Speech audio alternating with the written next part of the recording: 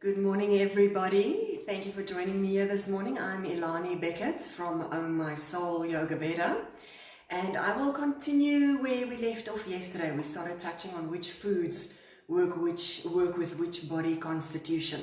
So if you remember from the previous discussions what your body constitution is, that simply means the elements that occur in your unique body in the greatest quantity. We've discussed Vata constitution, which is more air and space. We've discussed Pitta constitution, which is more fire, hot elements. And we've discussed Kapha constitution, which is more your earth and water elements. I've also touched on how that relates back to our human bodies, our connection to the earth, our connection to the whole world, and how we can use the knowledge of our constitution to choose foods that will give us the best benefits and the best energy.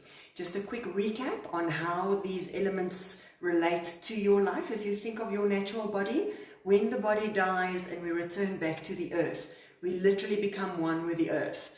All of our body disappears. The air goes back into the air. The elements of iron, calcium, magnesium, all of the earthy elements just return back to the earth, as does the water elements, and of course the fire, the heat element just leaves our body. Alright, so that's how we know that our bodies are made up of the same things as our natural environment, and indeed everything that the known universe is made of as well. So what I'm going to do today is I'm just going to go through a list with you of which foods correspond to which body constitution or dosha. If you've taken the time to do that free Prakriti test that I posted on Oh My Soul Yoga Veda, you'll have a better idea of what your constitution is. So look at your scores. If you haven't done the test, you can still do it today. I'm not going to cover a massive amount of material today. We'll dive into that in detail as of tomorrow. I just wanted to give everybody time to familiarize yourselves with your doshas. So if you haven't done it yet, today is the last day that I'm going to spend time on this to determine your doshic makeup. In other words, which element is most abundant in your body. It's called the free Prakriti test. I'll post it again on Oh My Soul Yoga Veda so that it's at the top of the page. If you've done it so far, go and look at your scores. You'll see you will have scored a V or a P or a K. Go and look at the one that you scored the highest in. If your highest number of points were for V, that means that your most dominant constitution right now at the moment is Vata. So that means that your body constitutional makeup is a Vata, more air and space. If you filled it out correctly, in other words, if you answered the questions as if they were true when you were at your most healthy, your best period of your life, then that is your dominant makeup. Later in the week, we'll go into the topic of determining if that's really your dosha or if it's a current imbalance. But to really keep it simple, let's stick to what we know for now. So if you scored the highest in V, let's work as if you are a Vata constitution. If you scored the highest in P, we'll work as if you're a Pitta or fire constitution. And if you scored the highest in K, we'll treat you as if you are predominantly Kapha constitution, which is earth and water. All right, I've got my computer open here next to me. I will post the documents that I'm looking at now. I will post them on Oh My Soul Yoga Veda as well, so you can download them for yourselves or just save them on your computer or write down your own personal favorite vegetables. All right, so if you are Kapha constitution, in other words, the more earthy elements in your body, start writing down if you want to, otherwise you can just listen. Your preferred vegetables, the ones that you should favor.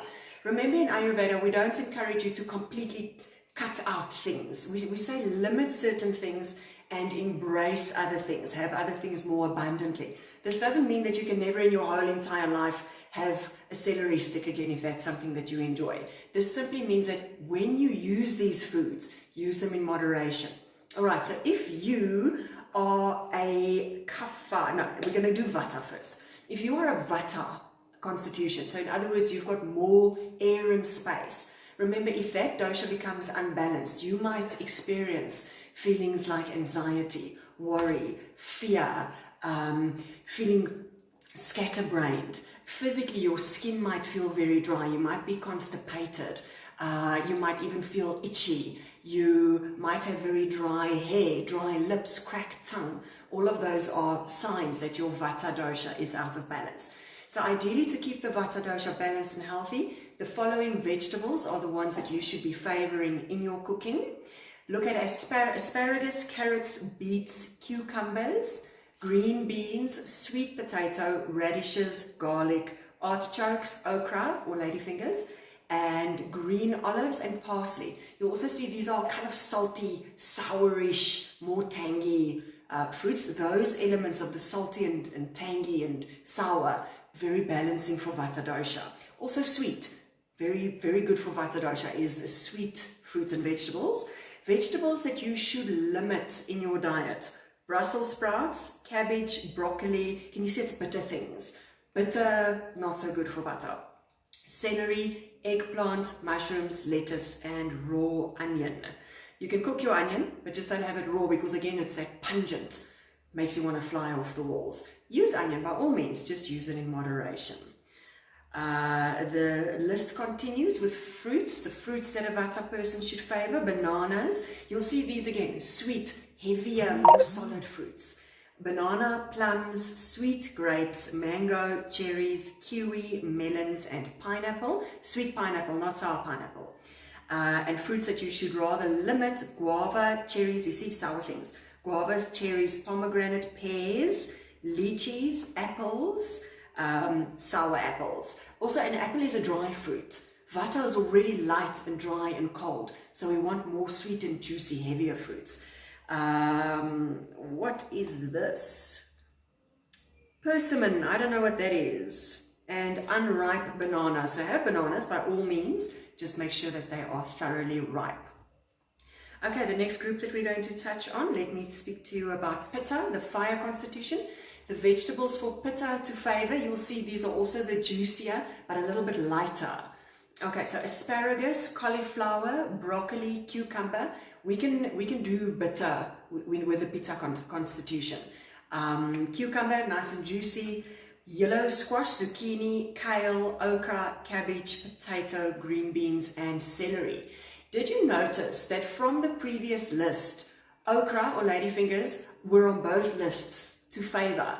So this is a very good thing to keep in mind. If you scored high, for instance, in Pitta as well as Vata, then you know that okra is a thing that you can eat abundantly. It's a tricky little vegetable. I don't know if you've used it before. I used it a lot in India simply because it's abundant there. If you cut it up, it goes all slimy. It's really, it can be quite off-putting.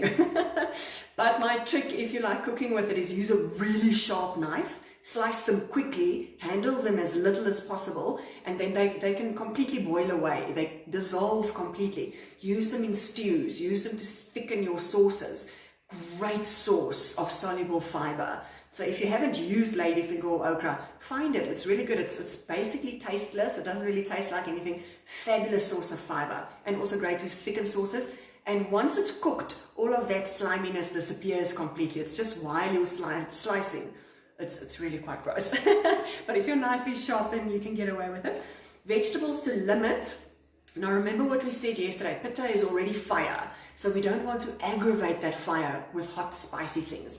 So the vegetables to stay away from: chili peppers, tomato, sour, radish, pungent, beetroot, raw onion, pungent again, spinach, carrots, eggplant, and garlic.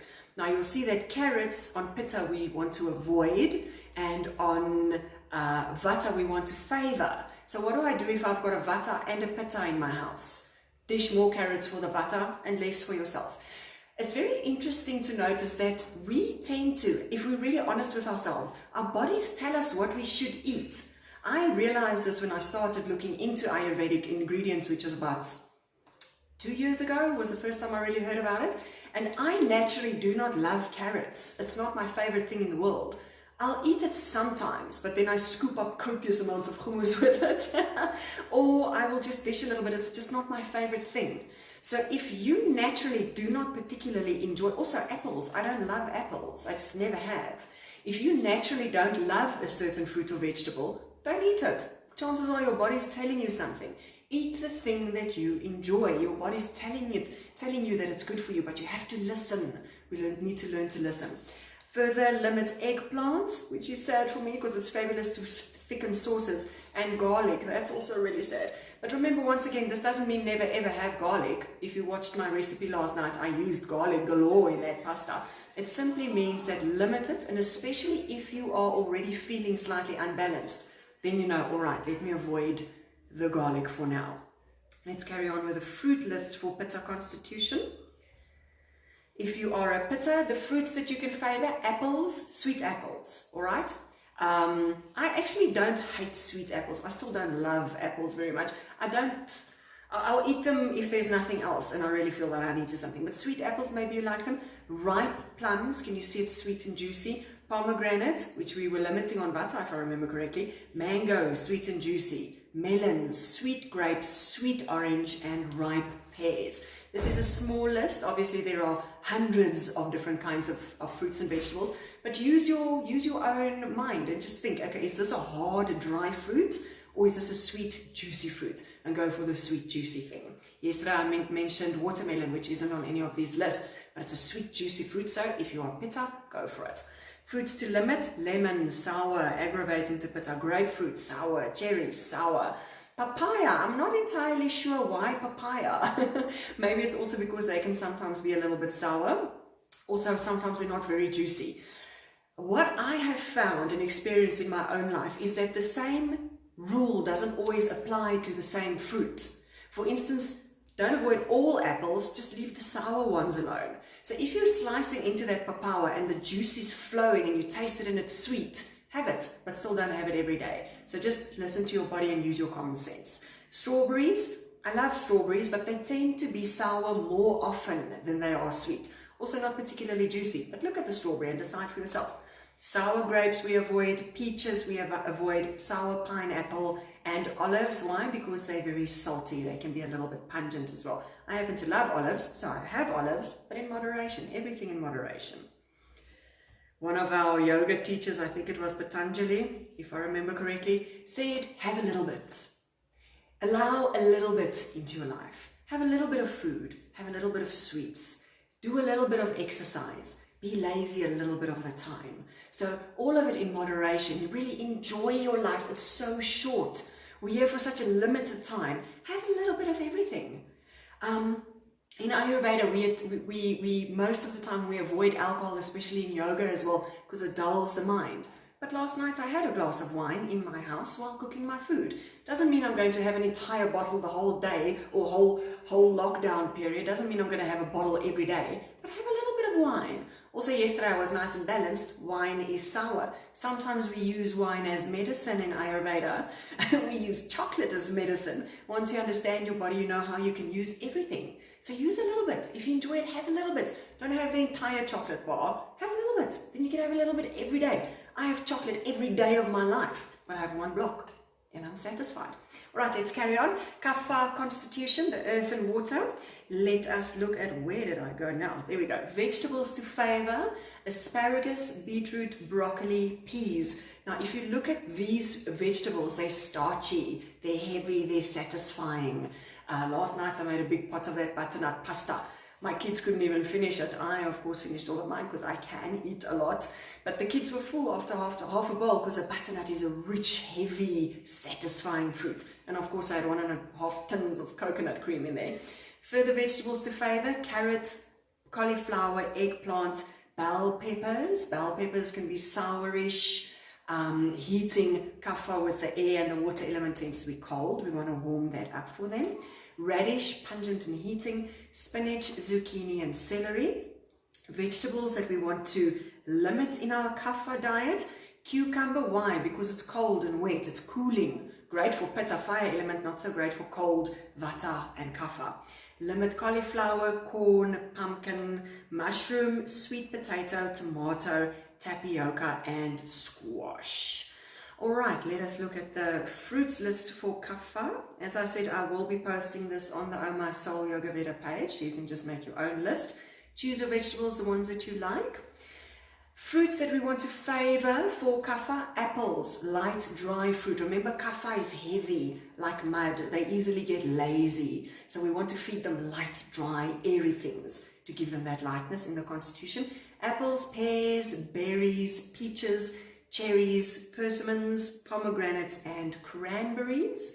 All of these also a little bit on the sour and pungent heats up, remember?